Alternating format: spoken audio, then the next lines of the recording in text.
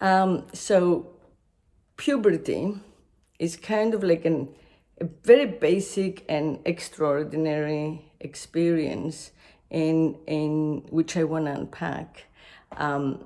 And the way that I went through it, I was basically one day a child, and the next I was a prepubescent, an adolescent, nymphette, I guess, whatever those patriarchal terms are.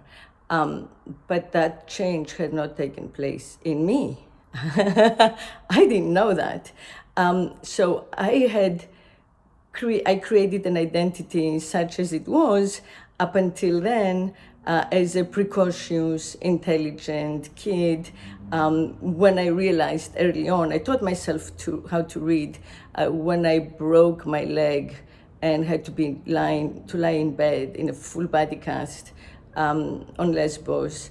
I think I was about 3, and people out of pity, I guess, gave me children's books, and they would read them to me, and I must have memorized the words per page and did it on my own enough to understand language, so that impressed my father, and for the first time he noticed me as an I, rightly.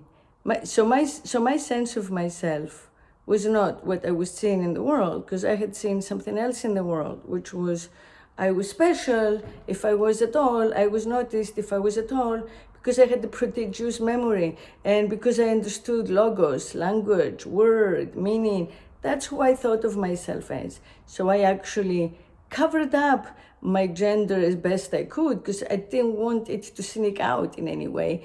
And then puberty happens. I don't know it happens. I don't feel anything. I'm not in heat. Like I'm not, it hasn't, happened to me. It hasn't hit me yet, but I see it in the world outside me.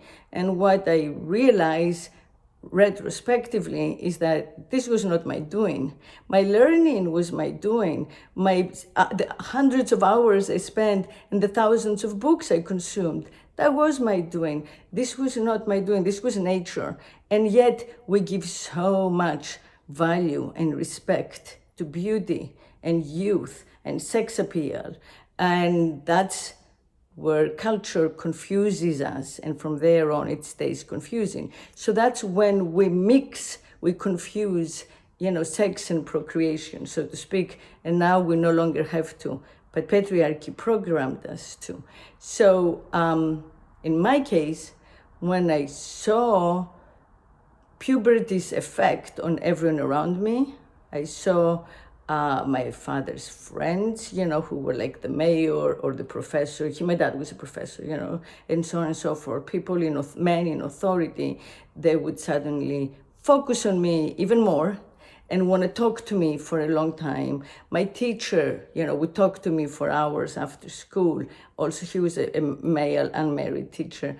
And I just kind of, and then I'm walking to after school, like of German class or English class or French class or, whatever I was learning, Spanish, etc., after school lessons. And I had to go through the park in the town of Iraklion, Crete, where we had moved to from Athens.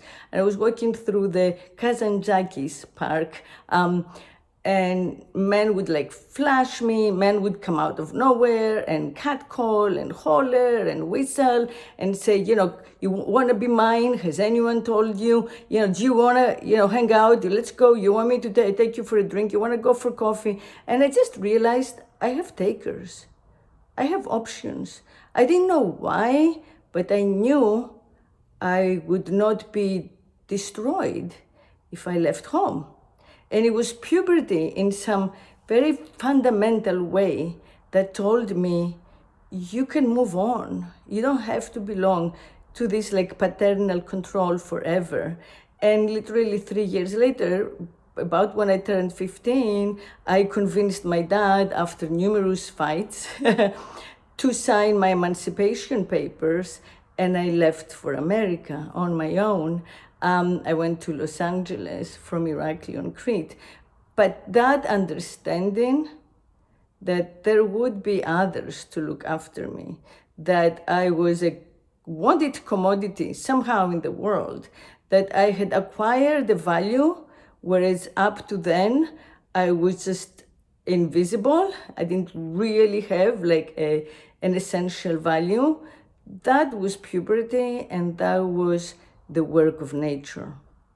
And I have never personally identified with what the body does as my doing.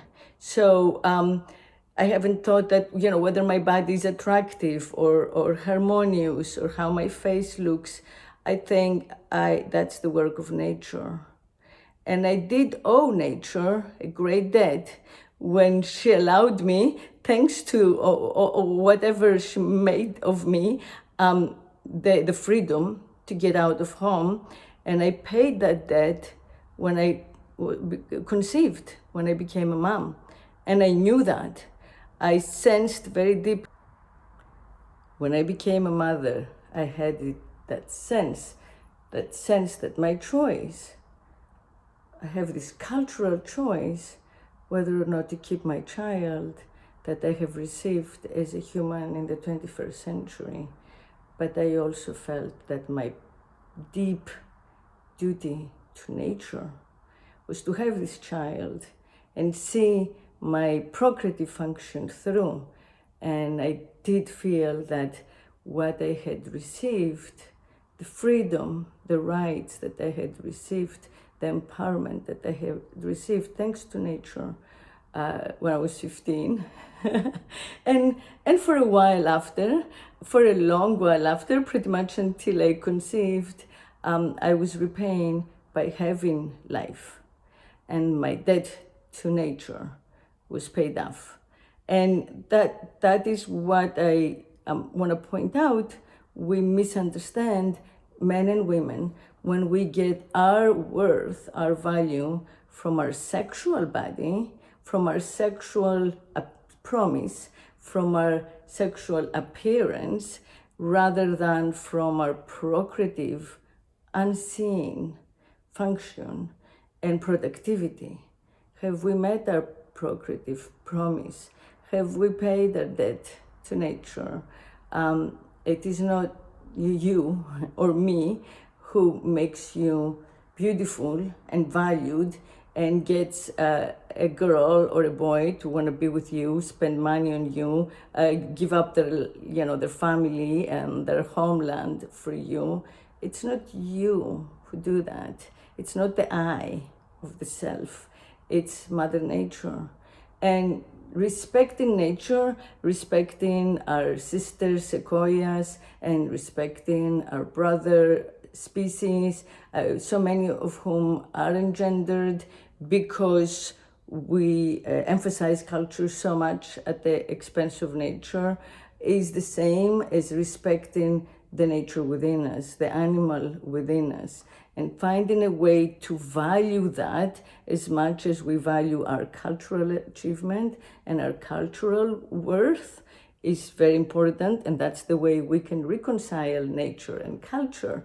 And one of the ways to do that is to validate motherhood by recognizing the work of motherhood as important work and giving it a monetary value, giving it a salary, making it a respectable, productive, important job to do in our culture, integrating nature back in our culture, deprivatizing the work of motherhood so that a mother, a potential mother, has the option of not becoming dependent and beholden on her father or her husband or her partner when she chooses to be a mother.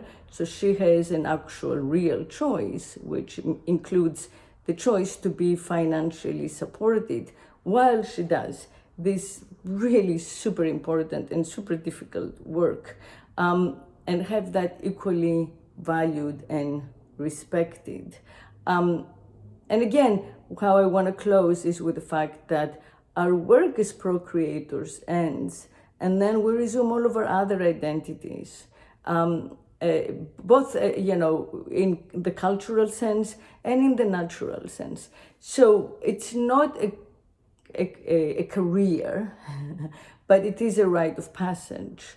And if men had the rite of passage into adulthood through war, that was a way to again copy, culturally emulate and echo and reflect the rite of passage into motherhood, which is equally violent and equally extraordinary. And demedicalizing the beauty of birth is also an important step forward. Both of my grandmothers, had children while they were working in the garden or in the olive grove, right then and there. I went against all medical advice, so I had to sign off, against the advice of my doctor, my obstetrician, here in Miami Beach. And I gave birth under the guidance of a midwife who started the first female-owned midwife center, birthing center, first in Texas, and then she moved it here in Miami Beach. When I met her, she had already given 15,000 births. I am sure she has now upped that number to 50,000. And she manually dilated my uterus, because it wasn't dilating, and that would mean I would have to get a C-section. So she manually dilated it during contractions, just dipping her fingers in primrose essential oil, I remember. Broke my water bag, and under the rain in a jacuzzi, I gave gravity-free birth. And it was a fully cognizant experience. It didn't really hurt.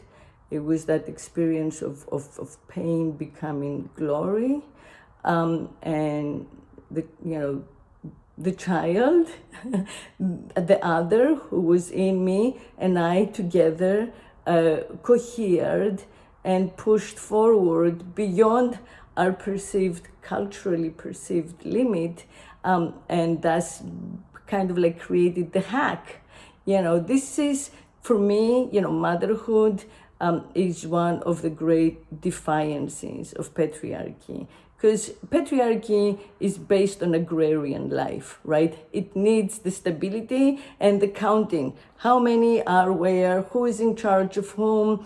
Agrarian age gave birth, in a sense, to patriarchy, allowed for it, because it made us much more stable and accountable, right? So every time a mother gives birth, the numbers are off. It could be 2 or 3 or 4 children who come out of her. The numbers, or the algorithm, as we say it now, the statistics have to change and get updated. And that's how we defy the culture. And that's why culture has posited itself at war with nature. But that's no longer sustainable, because the climate, as well as digital life and many other developments in post-patriarchy, are preparing us to enter the post-agrarian era, in which we will once again, in a new way, be nomads. Once again, we will adapt and move, be transitory, migratory, as so many other species, in order to adjust and adapt with the weather patterns and the climate as it changes. And we can do that if we're more mobile, if we don't need all of our structures, all of our patriarchal objects, materials that define us, right? If we don't need to carry all of that with us wherever we go, if we become more nimble and have a lighter footprint, and don't require 30 residencies in order to get social respect, right? Or 30 wives. So finding this way to fulfill, to meet the future, and fulfill at the same time our procreative calling, what used to be called the procreative imperative, which is the one thing we owe nature in our life, is the way forward. And the hope could be an ideal. An ideal could be an ideal that we could maybe keep in our heads as we move forward, as we evolve, could be that we might become a post-archy, that we might evolve into a society, a culture, a unity, a union, which is a union of opposites that is reorganized in a way that makes extreme hierarchy obsolete. And again, I think movement, the giving up stability and accepting change as the way of the world, as truth, as life, is the way to do that, the way to go forward. We are the stability we want to see in the world. We are, even before Homo Neanderthal. There is one discovered recently whom they called Grecopithecus, Greek monkey. I think that's probably my ancestor, millions of years old, 5 or 6, they think. And that is a thread of continuity and solidity and solidarity and stability that's real. And we have it. And it's in our nature. And we're born in it. Our memory data, centers in our brains come equipped with so much ancestral, natural knowledge. So rather than spending 24, 25, 26 years retraining our brains to understand modern digital lifestyle exclusively, we might rethink our priorities and get ready for shedding some unnecessary cultural weight and becoming more adaptable and more open to change, making our peace with our nature as a culture, as individuals, as identities, and not overemphasizing one at the expense of the other, especially since it's nature whom we need the most. Because if there is a war between culture and nature, I'd bet on nature.